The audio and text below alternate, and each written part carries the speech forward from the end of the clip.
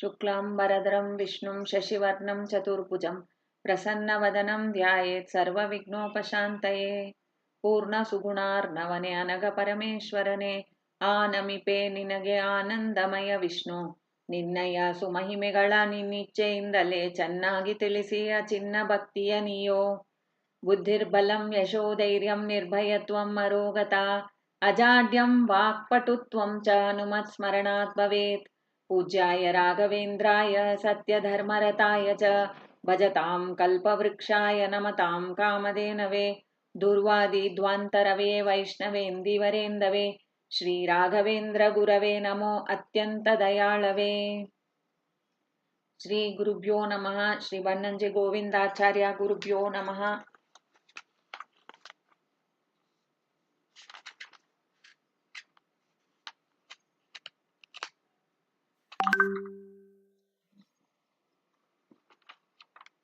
ನಾರಾಯಣ ಪಂಡಿತಾರ್ಯ ಶ್ರೀ ಮಧ್ವ ವಿಜಯಪ್ರದ ತ್ರೈವಿಕ್ರಮಾರ್ಯ ದಾಸಸ್ತು ಪಾತಾಂ ಶ್ರೀ ಮಧ್ವವರ್ತ್ಮನಿ. ಮಧ್ವರಾಯರ ಏನು ದಾರಿಯನ್ನು ತೋರಿಸಿದಾರೆಯೋ ಆ ದಾರಿಯಲ್ಲಿ ನಡೆಯುವಂತ ನಾರಾಯಣ ಪಂಡಿತಾಚಾರ್ಯರಿಗೆ ನಮಸ್ಕಾರ. ಅವರು ಮಧ್ವ ವಿಜಯವನ್ನೇ ನಮಗೆ ಬಂದು ಕೊಟ್ಟಿದ್ದಾರೆ. ಇಂಥ ಮಧ್ವ ವಿಜಯವನ್ನು ಕೊಟ್ಟ ಆ ನಾರಾಯಣ ಪಂಡಿತಾಚಾರ್ಯರು ಮಾಡಿರುವಂತ ಈ ಧ್ಯಾನಮಾಲಾ ಕೃತಿಯನ್ನು ನಾವು ಅಧ್ಯಯನ ಮಾಡ್ತೀವಿ. So now we are going to continue the Dhyana Mala, which has been bestowed on us by the great grace of Paramatma himself. He wanted the people to do Dhyana on him, and that is why he has given these kind of texts which elaborate what has already been told in the Satagamas. And in these cases what happens is the Guru has experienced certain things, certain pitfalls also are there on the path. So he gives us a caution about all these things that can happen when we are on the path of the dhyana. So what are the things that can happen? He said that because of the previous vasanas or the previous impressions of many janmas, when the person tries to sit for dhyana, that person might be having other forms coming up in front of him. For example, if a person wants to do the dhyana of Vedavyasa, the Vedavyasa form is not as it is supposed to be, something else comes in between. Or else the moment you start thinking about Vedavyasa, instead of Vedavyasa something else comes in front of you. So which might be an enjoyment or a bhoga, or it might be something which is not at all relevant to this. So these kind of impressions should be washed away or cleansed by the thoughts of Narasimha, who will then make it the mind ready for dhyana. So this anusandhana or these contemplations are also included in the daily dhyana of many people. Whoever they are doing the dhyana and then the japa, they will go through this process almost every day. So when they are cleansing themselves through the pranayama, and finally they have the vakara through which they pray to God of the Dhanvantri form with the Om Vam Vam or Shreem Vam Vam Vam Vam, whatever. And then they get the flow of the golden light or golden nectar passing through all their chakras, which cleanses them completely and makes them ready to think about God. So Narasimha Mantra has been told by Prasanna Srinivasa Dasaru. In a very simple way, he talks about the same fact. So that I am going to just read that part and then we will continue. Nara Uruguna Sindhu Narasimha Suprita Nagu Chiragnana Bhaktiya Satata Aha Parasamarillada Bali Ninnalli Dhyana Tivra Prerisu Yanage Ananta Anuttama. So when we pray to Narasimha, this thought process has been brought through even by the dasas. Here he is telling Narasimha, you are Anuttama, means there is no one who is more greater than you. And you are Ananta. All your attributes are Ananta. Parasamarilla. You don't have anyone who is equal to you. How can there be anyone greater than you? So what do I want from you? After I glorify you in this manner, I want you to grace me, he says. Bali.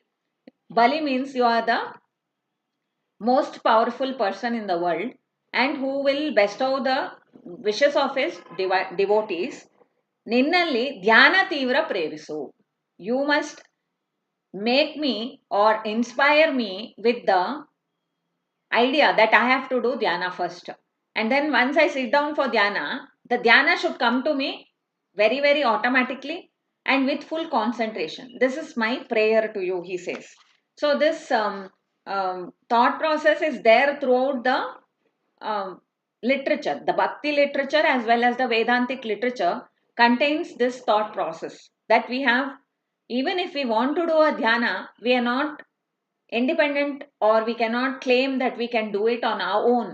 So that sankalpa of doing dhyana also must be with complete humility that I am not able to do it. And that awareness is seen in this when you say, Anutama, you have no one who is equal to you. You have no one who is greater than you. And you are the Bhakta Vatsala. So please enable dhyana for me. With that Anusandana, he says that thinking of this, what happens is all the kalmashas, all the dirt and negative karma that has been accumulated, stopping the sadhaka from doing dhyana will be cleansed. And there we start today's, which is the fifth padya. अशेष कल्मक्षक्षयात् ततः प्रबोधयो भवेत् अथापि भक्तवत्सलो Hari प्रसादमृच्छति हरिप्रसादमृच्छति. He says that once all this klesha, dirt is washed away, then Hari Prasada flows to that devotee. Hari is that Paramatma who resides in the heart lotus. And what does he do to the Bhakta Vatsala? He is called by Atapi Bhakta Vatsalo Harihi. Bhakta Vatsala. Bhakta Vatsala means Vatsalya is a form of love towards the devotee. So when we talk about this love and affection, there are types of love and affection. No? One which we show towards our equals, friendship. One we show towards our elders and great people, like that is called as bhakti. That which is shown to the younger, that is the child or those younger to us, that is called as vatsalya. So here Bhagavanta sees his devotee as his own child, as a small one who is in need of the affection and love from his side. So this one we see in many songs and other bhavas also, that I am after all your child, so you have to take care of me. So Janani, there are many verses in the Karuna Sandhi also of Harikathamrutsara where he talks about this. ತಂದೆ ತಾಯಿಗಳ ತಂದೆ ತಾಯಿಗಳು ತಮ್ಮ ಶಿಶುವಿಗೆ ಬಂದ ಭಯಗಳ ಪರಿಹರಿಸಿ ನಿಜ ಮಂದಿರದೊಳು ಇಟ್ಟು ಆದರಿಸುವಂತೆ ಹಿಂದೆ ಮುಂದೆ ಎಡಬಲದಿ ಒಳಹೊರಗೆ ಇಂದಿರೇಶನು ಎಂದೆಂದು ಸಲಹುವನು ಆಗಸದವೋಲ್ ಎತ್ತ ನೋಡಿದರು. So this is a feeling that can be brought out only with the awareness of Paramatma's supremacy. Hari is the most supreme. Why is he most supreme? Means the name itself tells that what he has no doshas. Always ha means hana. He has no doshas. He will always dispel all the despair and dirt. And then Ra means he is in bliss always. That is one. Then Hari he means, Ha means Harati iti Hari. To the devotees who entreat him, he removes their conflicts, he removes their misery. Aharati iti Hari.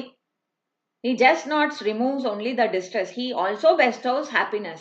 Whatever the devotee desires, he is obtaining it by the grace of Hari. And this is the Karuna of Hari. There is no one who is forcing him to do this. There is no one who can tell him, why did you do this?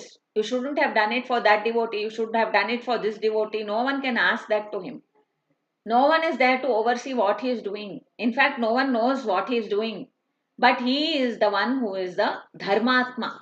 He dispenses as per the eligibility of the devotee. And he is Bhakta Vatsala. So what is the eligibility? If you want the affection and love of Paramatma to be like that of a mother to you, then you have to be the Bhakta, he says. You have to be the Bhakta of Paramatma in order to obtain that. So, and also Krishna Paramatma in Bhagavad Gita also, he says, Na me Bhakta pranashyati. Once the Bhakta is there, once Bhakti is there in the Bhakta, then he will never perish. Because Paramatma is the Bhakta Vatsala. He'll come and take, he'll come and uplift. What has to be done for that devotee, he'll do that. Hariprasada is obtained because how do we know that Hariprasada has been obtained? For that also, here he says, Prabodhayo Bhavet. That person who is doing dhyana and he has gone through all these processes, over time what happens? Finally you think, okay, over time, lots of time is over, many janmas are over, finally he gets the vision of God. And that only is told here, that he gets the vision of God and his mind and everything gets totally enlightened. He becomes enlightened. He finds out the relationship between himself and God. What is the meaning of the jiva? How is the jiva? Actually, here all what we are talking of is what the Shastra says about the jiva. And that too interpreted by Acharya Madhva, which is told in the Shastras of Acharyas. Like if you take some other Acharyas like Shankara, they have a different concept about the jiva. So the real jiva, what is it? And that is the truth. That will be found out by this person who is engaged in the dhyana. By the grace of God, by his love and affection which he showers on the child. So bhakti is very important in this. And even in Harikathamusara, it has been told that one fine day they will be blessed. How he is giving one example. Tilaja vartigala anusarisi ದೀಪಗಳು ದೀಪಜ್ವಾಲೆಗಳು ವರ್ತಿಸಿ ತದ್ಗತ ಪದಾರ್ಥವ ತೋರ್ಪಂತೆ ಜಲರು ಹೇ ಕ್ಷಣ ತನ್ನವರ ಭಕ್ತಿ ಜ್ಞಾನಕ್ಕೆ ಪೊಳೆವುತ ತೋರುವನು ಗುಣರೂಪ ಕ್ರಿಯೆಗಳನ್ನು. ತೋರುವನು, ಅವನೇ ತೋರ್ಬೇಕು. He has to come and be present in your mind for you to see it. First in the mind and then inside your jiva's mind itself. The first is the mind, which is still the Panchabhautikva. The Panchabhautika means made of the 5 main bhutas. But inside that the jiva is having one mind, and the jiva's mind is the Shakshi. It also is able to cognize at one time, and that is only by the grace of God. That's what he's saying. When Paramatma looks at the devotion, bhakti jnanake polevuta, just like how the deepa is there. No, the deepa, how does it glow? It glows because of the tila. Tilaja means the oil which comes from the tila, and then the bhatti. So this bhatti is there and the tila is there, oil. If the bhatti is nice and strong, then it can absorb all the oil and it can glow very well. Like that only, if the jiva is able to do the devotion, jnana and bhakti is saying, these two, sneha is tila, bhakti is the light, jnana is the light. So sneha and belaku, yaradu you have to have in order for Paramatma to grace you, he says that. And then he appears to that devotee. That is the greatest prasada that one is seeking for. So this is more like, what is the fruit of dhyana? If you want, usually this is a method that people use to tell. See, when after we do the dhyana, what is the outcome that we need to have? We have to have Hari Prasada.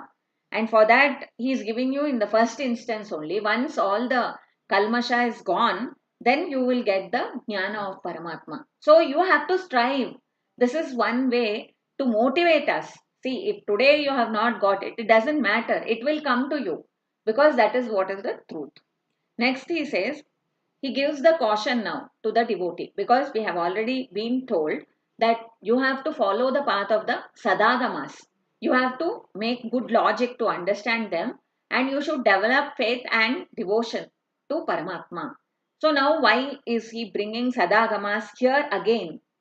It is because he wants to caution us that at any time, please don't interpret the Satagamas or any other thing to cognize Hari in any other way other than that he is flawless, that he is complete, that he is paripurna. These are the things which will be told in Sadagamas. That is a standard. You cannot cross that, he says. So that is important for us. No, that's why he is giving us once again. And it becomes more so because once you are sitting for dhyana, you are in a state of complete concentration. So whatever you're going to think about at that time will start sitting into your antakarana. That's how the bhakti and jnana develop, right? So if we don't have concentration, nothing's going to work anyway. But if you're sitting for this and you're in a concentrated state, you have to take more vigil, you have to see with vigil what you are thinking. So he is giving us one caution. Sadagamais samanvayat sadodita guna hare na yuktayo na chagama virodumishate pare. So he is saying that all these shastras, agamas, sadagamas are of course nirdushta. They are also flawless only. But what happens? All these sadagamas, they will be stating things which are interpreted differently by different people. So he's saying that if you understand it through good logic, means which is in tune with your experience and the experience of great people, then it will be fine. So you better be careful, he says. At any point in time, understand that sadagamas and good logic will always be your guide. Don't go to any other shastras. Anya shastras or any other people who are talking about uh, knowing God or seeing God, which we see in today's scene of the world. We see many people telling that I can tell you about God. So even our Guru Vijay Simha Acharya, he one day was talking about this. He was telling that any jnana, it has to come through the parampara of the Veda. If there is no Veda as the basis of that jnana imparting whatever they are telling, I'm going to show you God, I'm going to do this and I'm going to do that. Whatever that person may claim to do, unless he has one Purva Acharya which is flowing from the Sadagamas, we cannot trust them only. What they are thinking, they are telling you. How can they be thinking that whatever they think cannot be the truth? For example, some guru is there in this world who is telling that he has got the experience that he is everywhere. How can he get that experience? It cannot be possible because in the Veda it says that only God is everywhere. And other devatas like Vayu Devru and other people, they can be by the grace of God. So such kind of, if they say such statements which are totally against the agamas, then we should not believe them. That's what he is saying. And then you should not bring those things into your contemplations. When you are sitting for dhyana, he is giving this echara that just shushka tarkas means just some logics saying something and then see it's because of this and that. You just tell some things and then give one reason for that. Those don't have any basis of the agamas or the experience. You just tell it. Then how can that be? Or other shastras, he's saying. Other shastras also will never contradict. It should not contradict this what is told in the Sadagama. If it is a shastra, it should not contradict what is told in the Sadagama, which is doing samanvaya. He's telling samanvayat means Shastra will tell something and then it has to be understood in the correct light. Throughout the Shastra, there is one flow of thought, and that is the supremacy of Hari, the flawlessness of Hari, his gunapurnatva, his creative abilities, everything is being told in a steady form. Anywhere else, if anything else comes in the Puranas or in the Itihasas, we have to understand in the correct light.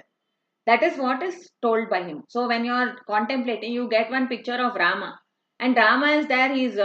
Then you start seeing, okay, according to the story of Ramayana, Rama was crying. So let me contemplate on that. That is not the way you have to do it. That's what he is giving you the caution. Imagine, think, understand why he did it. What is the reason? He is in a story in the Itihasas also. Paramatma has depicted himself like a human being because he was there as that. And then he want to, it is told by the acharyas that in any case, wherever you see such things, it is to create moha in the minds of the people who have to be deluded. It is his own will that those who are not eligible will not get the jnana. So what they see, they will interpret in a different way, which will take them away from the truth. So now we go on to the next verse. Hare prabodha sambhavo virakti bhakti upastibhi nijaparoksha bhagina sater sriterayam pramochayet. So he is saying that once a person obtains the virakti and bhakti with upasana, then he gets the Nijaparoksha. Nijaparoksha means his Swarupa Bhutavada Rupa. Whatever is his in his heart lotus, if he can visualize that, whatever you're contemplating, you contemplate on the avatar, your Ishta Devata, you have some form which you're contemplating, Surya Antargata, you're contemplating, it can be anything. But finally, what has to be the Aparoksha? It will be that form which is residing specifically inside your heart lotus. So, Nija Aparoksha Bhaginaha, that person, once he is blessed by God or graced by God, he is able to see that form of God which is in his heart lotus. So that is also one statement which is given to us, so that we have to follow that path. And the path is again reiterated here: Virakti, Bhakti, Upasti. Upasti bihi means you have to do upasana. So, what is Virakti? Virakti is to understand the temporary nature of the body, the temporary nature of anything that is related to the body, relationships, wealth, money, occupation, status, power, anything in the world, it is very temporary. It cannot come with you forever.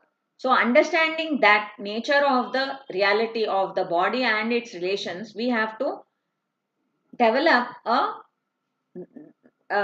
attachment of towards God and non-attachment towards these objects. How do we do that is explained much in the Shastras, saying that whatever has been given to us is by his own sankalpa and it belongs to him only. That is why when he wants, he takes it away. There we hear such stories. Oh, that person was very wealthy, and then suddenly he has no wealth. He's lost everything and he's on the roads begging also. There are many people like that. Some people are there who were very, very healthy, very, very strong. Suddenly they have some kind of disease which makes them totally ill, totally at disease. So what happens? These kind of things we are seeing in the world. So we have to understand that nothing that we have is owned by us. Ownership means you should be able to dispense it when you want. Whereas that is not the case with us. We cannot dispense what we want as we want and when we want anything that we have, including our own body. If we want our body to be like this also, it will not be. It will be as it has to be. People strive to lose weight, but again, they have no choice. Same way we try so much to, I want that job, I want this job, but it doesn't happen.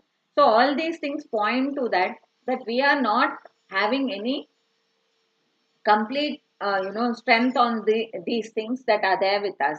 When we think about it that way, then who has it? The ownership is with the Paramatma, or the highest being. In that way we understand that we cannot be attached to it. I mean, it automatically happens once you start thinking about it like this.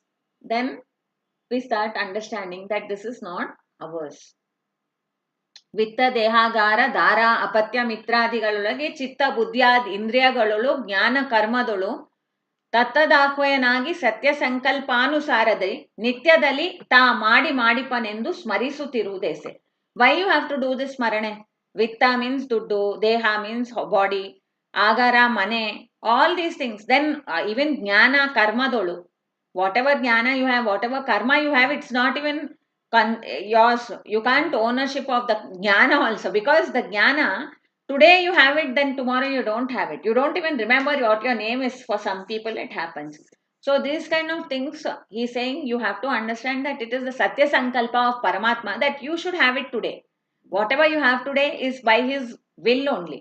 So whatever he wanted you to have, you are having it. Understand that ಸತ್ಯ ಸಂಕಲ್ಪಾನುಸಾರದಿ ಅವನೇ ಕೊಡ್ತಾನಂತ ತಿಳಿದು, you just think about it, he says. Once you start thinking in this way, that vairagya will come automatically. And vairagya is so important that without vairagya a person can never understand the shastra. This is revealed by in the Bhagavata. In the Bhagavata, what they say is this: na tasya tattva grahanaya sakshat variyasorapi vachaha samasan. Means here what they are saying, variya means very, very, very shrestha. What are those words that are most shrestha? They are the Vedas. He's saying sakshat Vedas also will not be able to allow you to understand God. If you don't have, what? Swapne niruktaya grihameda saukyam na yasya heyan swayam syat. So he is saying a person who by himself means what? You can go telling people, see, don't do like this, wasting your life. Sit and do the dhyana of Paramatma. You can give Upadesha 100 times. Even the Guru can give Upadesha. But that Upadesha will not reach that person who has no Vairagya. He has to get it on his own, he says. In his own mind, he has to understand that I have to do something. I cannot sit like this. My life is getting wasted. Because what I see in this sense world is not everything. And there's something more than that. And there's an inner world which I have to explore. For that, if I'm going to push my mind only to the outer world, how can I go inside? I can never go inside. So that is why he's saying the Vedas also will not be able to tell you what actual truth is unless and until you have some virakti. That's why here you have to get the jnana of Paramatma through virakti, bhakti, and upasana. So we have seen what is virakti. Virakti is extremely important. And then we come to bhakti. Bhakti means Acharya Madhva has given the definition of bhakti. Mahatmya jnana purvastu sudra snehaha sarvatodikaha. So what happens? Tayor muktihi nacha anyataha.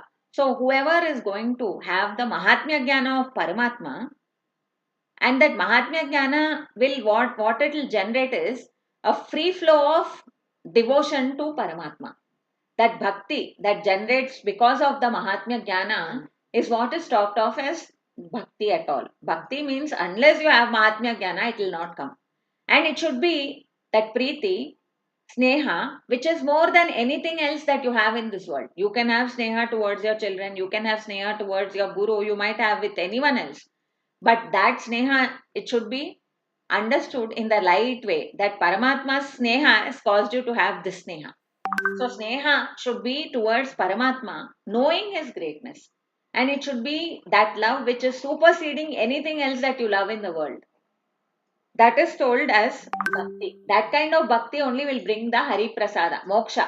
Here they are saying Hari Prasadam Vrichati in the previous verse. Here also is a pramochayet, means you get mukti. So, bhakti can bring you mukti? Only that bhakti which is free flowing devotion, knowing Paramatma's greatness. Anurenu trinadalli ಪರಿಪೂರ್ಣನಾಗಿರುವವ ಗುಣವಂತನೇ ನಿನ್ನ ಮಹಿಮೆ ಗಣನೆ ಮಾಡುವರ್ಯಾರು ಎಣಿಸಿ ನೋಡುವ ನಿನ್ನು ಏಣಾಕ್ಷಿ ಸಿರಿದೇವಿ ಜ್ಞಾನ ಸುಗುಣ ತತ್ವ ವೇಣುಗೋಪಾಲ ಹರೇ ಕಾಣಿಸೋ ನಿನ್ನ ಮಹಿಮೆ Purandara Vittala. Purandara Vittala's Uga Boga tells about this. What he is saying is that I am nothing in front of you. You are the Anurenu Trina Dali Paripurna. Any smallest of the small, according to us, the smallest can contain only something which is tiny, and tiny cannot have the biggest value. But Paramatma, in the smallest of the small, in the biggest of the big, he remains Paripurna. Who is going to understand this? We cannot understand it. And Gunavantane, you are having countless, innumerable gunas which are all Paripurna. Jnanapurna, Sukapurna, any guna that Balapurna, Shaktipurna, Viryapurna, anything you take, it is Purna. Why Purna means one you take from there, it's still Purna. Purnamada, Purnamidam, Purnat, Purnamadaya, Purnasya. This shloka which comes in the Upanishads tells about Purna. Purna means knowing Paramatma to be complete in all, how much ever Karuna he is going to shower on how many ever devotees, in how many ever kalpas, his Karuna remains as Purna. So that ಪರಿಪೂರ್ಣನಾಗಿರುವ ಗುಣವಂತನೇ ನಿನ್ನ ಮಹಿಮೆ ಗಣನೆ ಮಾಡುವರು ಯಾರು? ಯಾರಿದ್ದಾರೆ ನಿನ್ನ ಮಹಿಮೆಯನ್ನು ಗಣನೆ ಮಾಡುವವರು? This is a bhakti that you know Paramatma's Mahatmya Jnana. And what happens? You start feeling that love towards him. Such a great personality, but he is sitting in your lotus, heart lotus. He is there waiting for you to call on him, and he is Bhaktavatsala. He is taking care of you. ಹಿಂದೆ ಮುಂದೆ ಎಡಬಲದಿ ಒಳಹೊರಗೆ ಇಂದಿರೇಶನು ಎಂದೆಂದು ನಿನ್ನನ್ನು ಒಡಲ ನೆಳಲಂದದೆ ಹರಿನಮ್ಮೊಡನೆ ತಿರುಗುವನು ಒಂದರೆ ಕ್ಷಣ ಬಿಟ್ಟಾಗಲ್ಲ ಅಂತಾರೆ. What kind of greatness this ಪರಮಾತ್ಮ is, we can not imagine him. And ಎನಿಸ ನೋಡಲ್ ಇನ್ನು ಏನಾಕ್ಷಿ ಸಿರಿದೇವಿ, ಅವಳು ಕಣ್ಣುಗಳು ಅಂದ್ರೆ ಯಾವಾಗ್ಲೂ ನೋಡ್ತಾ ಇರುವಂತ ಕಣ್ಣುಗಳು. ಆ ಡಿಯರ್ ಓಡ ಕಣ್ಣು ಅಂದ್ರೆ ಅಷ್ಟು ಚಂದವಾಗಿರುವಂತ ಕಣ್ಣುಳವಳು. ಆ ಚಂದವಾಗಿರುವಂತ ಸಿರಿದೇವಿ ನಿನ್ನನ್ನೇ ನೋಡ್ತಾ ಇರ್ತಾಳೆ. ಅವಳೇ ಎಣಿಸಿ ನೋಡ್ತಾ ಇರ್ಬೇಕಾದ್ರೆ ನಾವೆಲ್ಲ ಏನು ಅಂತಾರೆ.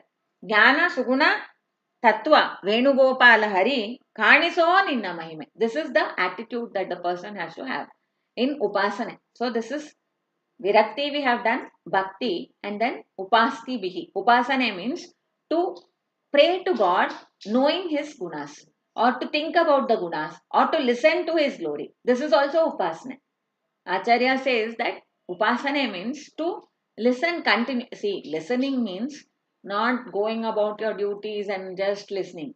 Listen means you sit and you contemplate completely. Someone else might be doing the talking for you, but you have to keep it in your mind and do the matana. Here Purandar Dasru is doing the talking. He is telling Anurenu Trinadalli Paripurnanagiruva Gunavantane.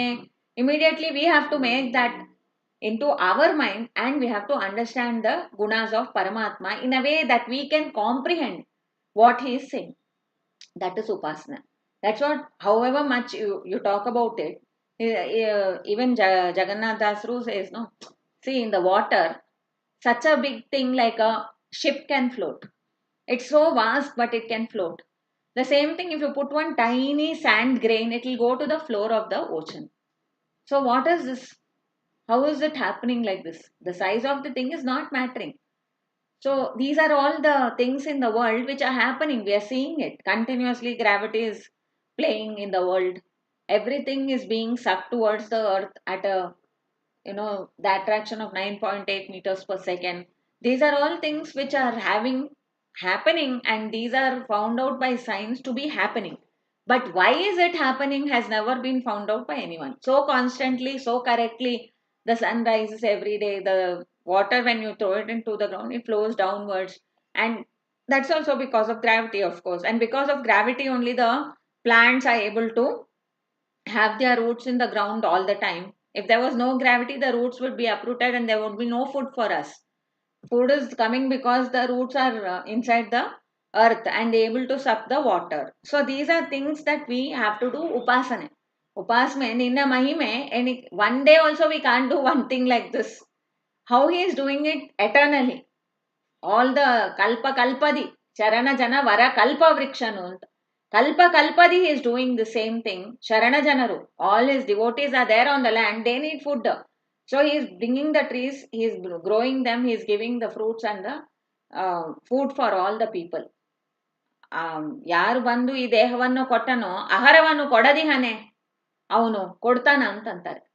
ಆ ಥರ ಇರುವಂತ ಆ ಗುಣಗಳನ್ನು ಉಪಾಸನೆ ಮಾಡ್ರಿ ಅಂತಾರೆ. ಉಪಾಸನೆ ಮಾಡೋದ್ರಿಂದ ಒಂದಾನೊಂದು ದಿನ ಪರಮಾತ್ಮ ಹೊಲಿತಾನ ಅಂತ ಅನ್ನೋದನ್ನ he is telling in this verse, that Hare Shabda is always used again because Hari is that one who can remove your ignorance and bestow knowledge. Hari is that one who removes your bondage and bestows freedom to you, moksha. And all the other gunas, all that what you want is bestowed by that Hari only. For eternal time, not today. Any time in this Janma, any time in any other Janmas that you have had, and whatever you wanted was given only by Hari. No one else can do it because he is Hari. That is his definition itself. Whoever brings to you. Suppose I was very hungry, someone bought me something to eat. But that someone, why did they bring it to eat? Why did they bring it to that person to eat? This is what is the question we have to ask. Because the reason for anyone to do anything is finally only Paramatma's prerane. He is Vishnu. He is Vyapta. He is Antaryami. He is prerane. He is the preraka, cheshtaka, everything. So because of his grace only, we are obtaining anything. Satya sankalpanusaradi nityadali ta madi madipa. Jnana karmadolu. Karmadolu also he is only doing. So that awareness, if we can bring to ourselves and love him with that awareness of his greatness, then he will be pleased and he will come to you, he says. So these are the pratikas that he has given to us. And then he is saying, Thinking all these things, you have to think. He's in at times you can see Narayan Panditacharya saying mana mana anta. So manasa mano anta. Whenever the mana shabda comes, he is actually telling ho manaso, hey manaso. So he is telling them that we have to tell the manaso, be like this. Oh manasu, contemplate on Paramatma. Oh manasu, beg Narasimha to cleanse you. All these things, why he is telling? Because he knows the jiva is different from the manasu. The manasu is having one ability, and that is one jada manasu which is being conversed with now. And the manasu has one abhimani called as the Rudra Devaru. So he might be even calling to that Rudra Devaru in his mind. Hey Rudra, hey Manas Abhimani Devate, idna ನನಗೆ ಮಾಡಿಸು ಅಂತ. So he is much more higher than you. He can make it happen for you. So these kind of you can see those places. I have maybe omitted to mention it, but you can see that he is telling all these things about the mind. When you read this paragraphs again or the verses again, you'll be able to identify where the verse comes with a word called manas. There he is giving the sambodhana to his own mind. Oh mind, oh mind, why don't you do like this? Oh mind, develop the bhakti towards God. Oh mind, leave the complete attachment to the senses. All these things are being told with that view that we have to train our mind to be in the direction of Paramatma and to be away from the direction of the world. Because Bhagavata also says that you have to have bhakti towards Bhagavan and virakti towards the world. That is the main requirement for a person to read Bhagavata itself. So Bhagavata is Bhagavanta's gunas which we want to know. Now we will stop here for today and we'll continue in the next class which will be on the next Monday. So there we will do the 8th one, and then after that the outer world is going to be left behind and the inner world is going to open from the 9th verse. I request all of you to offer this to Paramatma. कायेन वाचा मनसेन्द्रियैर्वा बुद्ध्यात्मना वा अनुश्रुतस्वभावात् करोमि यद्यत् सकलं परस्मै नारायणाय इति समर्पयामि. हरे श्री